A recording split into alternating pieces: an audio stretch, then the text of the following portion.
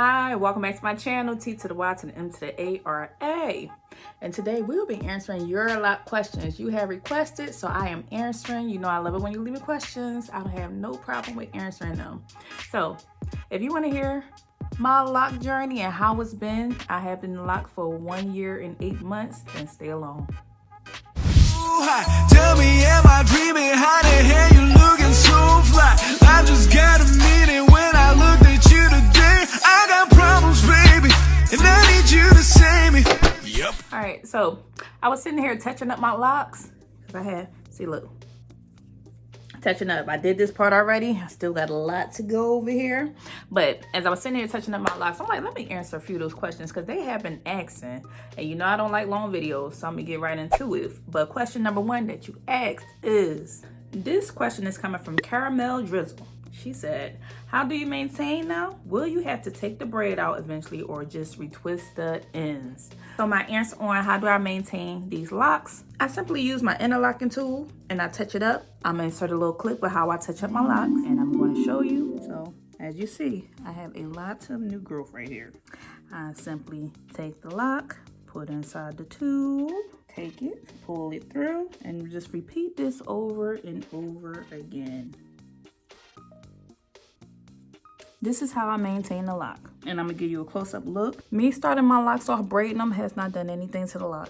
Nothing happened to the lock. It just simply just blended in. You cannot tell the difference between what part was braided and what part was not because everything simply did what it did and molded the way that it was supposed to mold. And as far as will I have to take the braid out eventually, no, the braid never comes out.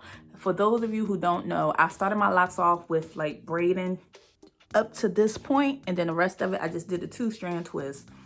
So I lock my hair 3 different ways. I know it may be confusing. If it's a little bit confusing, go back and watch the first video. But I started off doing a braid, and then I did a 2-strand twist, and then I interlocked the lock into itself. The video will be listed down in the bio if you want to see how I started these locks.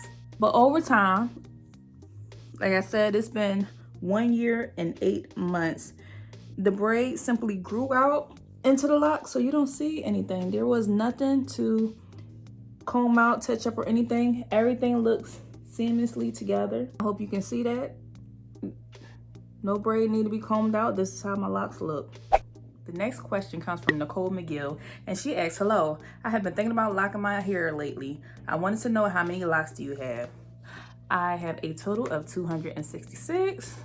Thanks to my hubby who took the time out to count them because I was not doing it. See? So yeah, 266 is your number if you want this look. Another response comes from Clarissa Gold. Carissa Gold. I hope I'm saying that correctly. You wear messy hair so well. Thank you. I love me some messy hair. I love the way your locks look. Curious though, I thought thin locks are subject to breakage when they get really long because of the weight. Is that true?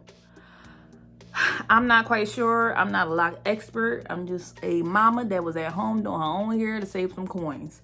So as far as I know, I have not had a lock that broke off yet.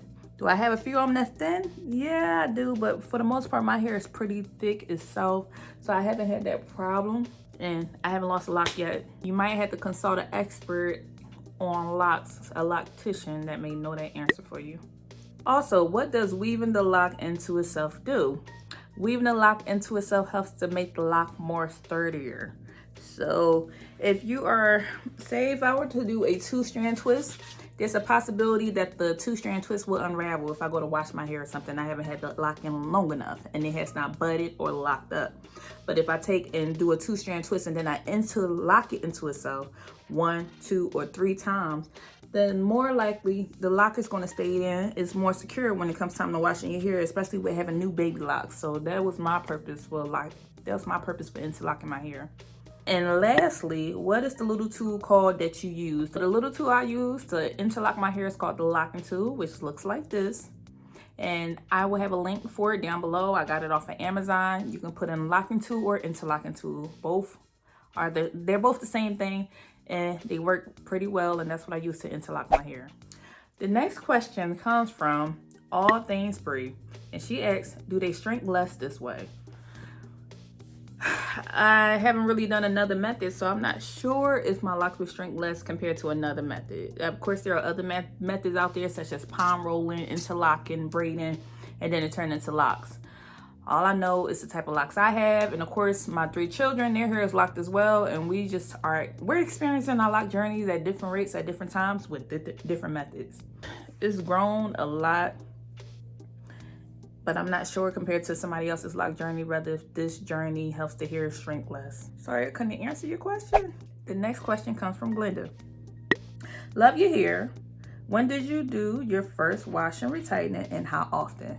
So thank you for the compliment. I did my first wash and retightening within 1 month, and I retighten my hair every 1 to 2 months.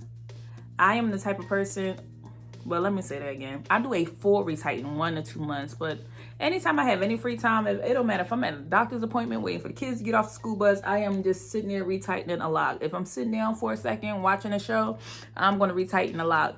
So I don't really do full thorough retightenings, maybe every once in a while, because I'm always just doing a retightening any chance I get. If I see that my edges is growing out a little bit, I'm going to sit there and take the tool and retighten. I carry that thing with me all the time. I keep one in my nightstand, and my dresser, in my purse. It's always with me.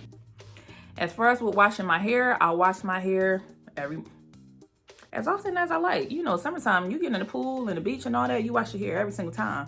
Well, wearing your natural hair, you can wash your hair as often as possible, and I always put oil in my hair. But the typical thing of washing hair when it comes to maintaining my kids' hair, because I am maintaining 4 different people's locks in this household. My kids, I wash their hair once a month, unless they done got dirty and got into some dirt or something, then I will wash their hair more often. Or because they wash their hair themselves when they're getting in the shower every night or every other night, they wash their hair. But if I'm about to do a retightening, I only wash their hair once a month. I have slightly bigger than micro locks in mine that was done professionally, but your video has inspired me to do my daughter's hair. Oh, go ahead, do your daughter's hair. And I'll have that video listed below too. You can see when I did my daughter's hair. She was 12 years old when she first got her locks, and now she's 14 going on 15. So you can see her lock journey as well. The next question comes from Olivia H. How long did it take? As far as with putting in my locks, when I do my hair, I tend to be lazy. When I do other people's hair, I can stand straight up and just do it for them straight through. But when it comes to my hair, I did the initial part probably half a day, and then the rest of the time, once all my perimeter was done, it took me a week, and I just did a few more, kept retwisting it, doing it. By the time I came back on camera to show you that my locks were done, it was a week. By the time my forehead was done, that's how long it took me. Of course, you live in life and you got other things to do, so that's what happened. So it took me a week. But doing somebody else's locks, a day or two, especially with being this size. We have a question from Cincy Marie. Hey love, if you don't mind explaining to me the crochet process, could you? So as far as the crochet process, I'm going to insert this clip so you can see.